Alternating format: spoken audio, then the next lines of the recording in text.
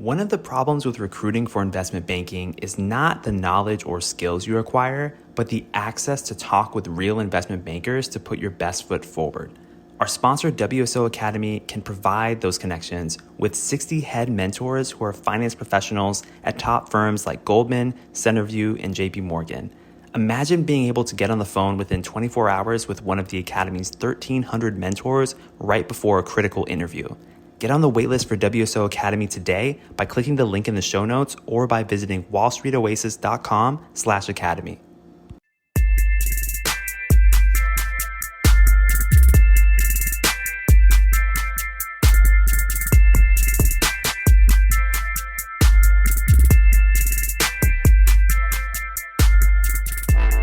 All right. Welcome to Investment Banking Insights, the only show dedicated to helping you understand both the technical and non-technical aspects of the investment banking process. I am Alex Mason, and I am your host.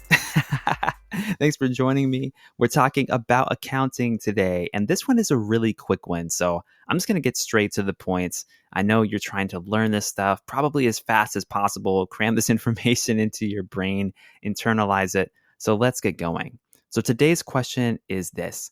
How does cash-based accounting versus accrual accounting affect the financial statements?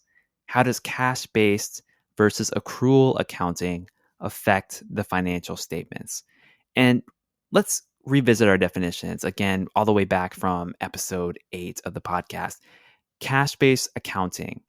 This is where someone pays a company for something and essentially that's it. Everything is based on cash. So there's no sort of credit or delay in the payment versus when the goods and services are received. It's just boom, cash is exchanged, a good or service is exchanged, and the financial statements are affected in that way.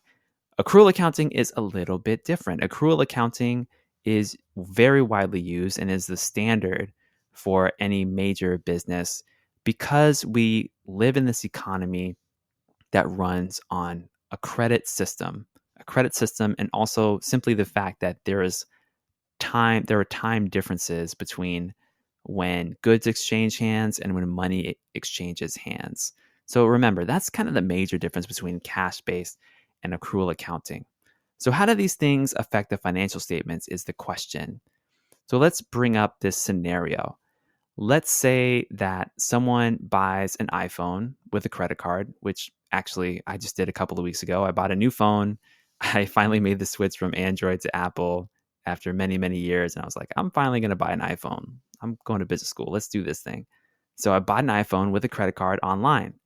So on the other end of the table for Apple, what happened to the financial statements of Apple with my iPhone purchase? Well, if they were using cash-based accounting, it would be different than accrual accounting. So the company, Apple, gets revenue once the credit card is charged, authorized, and the money gets deposited in the company's accounts. So, of course, with a credit card transaction, there's a lot of things that happen. It gets recorded on the website. The bank, my bank, authorizes transaction like, yes, Alex has enough credit to make this purchase. And then the money goes from my bank credit line to Apple. And so that money is now sitting in Apple's account somewhere. And it shows up as revenue on the income statement. And it also shows up as an asset on the balance sheet. Now remember, this is a scenario for a cash-based accounting. The cash gets paid from the bank. I use credit, but the bank is crediting me, but they are actually paying the cash to Apple. And so it shows up on the income statement as revenue, and it shows up as an asset on the balance sheet. Okay, we got that scenario down for cash-based accounting, and that's how it affects the financial statements. Okay, in the case of accrual accounting, this is where things differ. Let's say that I buy this iPhone, and revenue appears on the income statement as well, just like it did in the cash-based scenario. The difference is that in this case, accounts receivable increases for the company.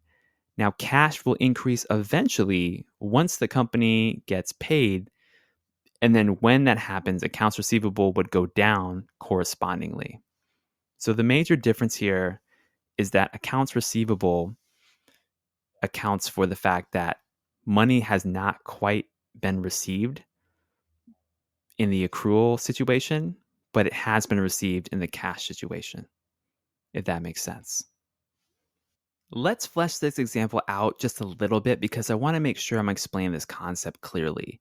And in order to do that, let's assume that the company, Apple in this case, is also the one who's lending me, Alex, the credit in order to buy this iPhone because it makes things a little bit simpler.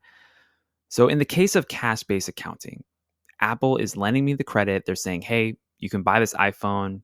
You'll pay us.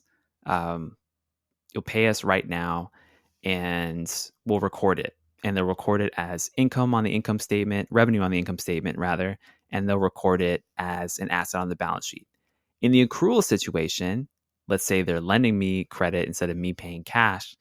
I am using my credit card. They're saying, okay, here's an iPhone, a good, what's exchanged. Therefore, I'm going to recognize revenue from the sale of this iPhone and record it on the income statement. Now, they also must record accounts payable on their balance sheet because I haven't really paid them yet. I just got credit from them. So then once I pay that off, say maybe 30 days later, then the accounts receivable goes down in their accounts and their corresponding cash increases once I pay that off. So that's kind of the difference. Accrual accounting accounts for accounts payable.